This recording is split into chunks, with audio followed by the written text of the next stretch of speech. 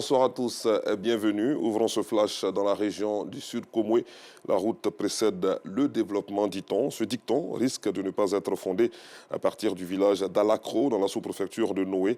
La pluie a provoqué l'effondrement de cette infrastructure routière, un phénomène qui se poursuit sous le poids des gros camions. Les villageois ont la peur au ventre face à l'avancée de la dégradation entamée par l'action des eaux de ruissellement.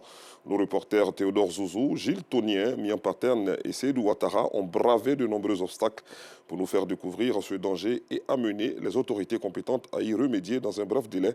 Le reportage vous sera proposé tout à l'heure. Intéressons-nous à l'anarchie qui règne sur des routes de la commune d'Adjamé. En effet, sur l'axe Rannes-Renault, les embouteillages riment avec le quotidien des automobilistes. Une situation déplorable selon les usagers de la route. Qu'est-ce qui est donc à l'origine de ces bouchons? Quelle est la réaction de la municipalité face aux accusations des usagers? Quelle est l'implication du Haut Conseil du patronat des entreprises de transport routier? Réponse à toutes ces questions tout à l'heure dans la grande édition avec Yacouba Koulibaly et Assita Diara. Parlons transport maritime à présent. La Direction générale des affaires maritimes et portuaires vient de lancer une opération dénommée Tolérance Zéro. Elle vise à assurer la sécurité des usagers du plan d'eau lagunaire. Cette action s'inscrit dans le cadre des festivités, des fêtes de fin d'année de la Coupe d'Afrique des Nations. Des précisions avec nous Sangaré et Kader Batil à 19h30.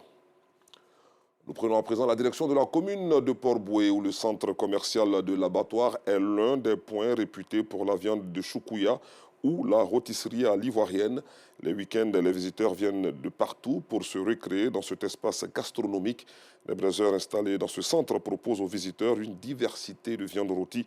Nous, Sangaré et Kader Batil, y ont fait un tour. Dans quelques instants, leur compte rendu.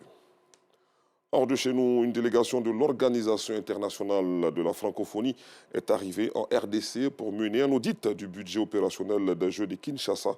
En pleine polémique autour du coût de l'événement, ont annoncé ce lundi les organisateurs.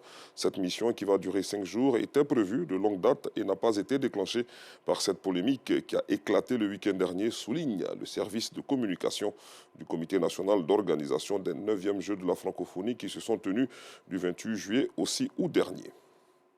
Je vous retrouve à 19h30.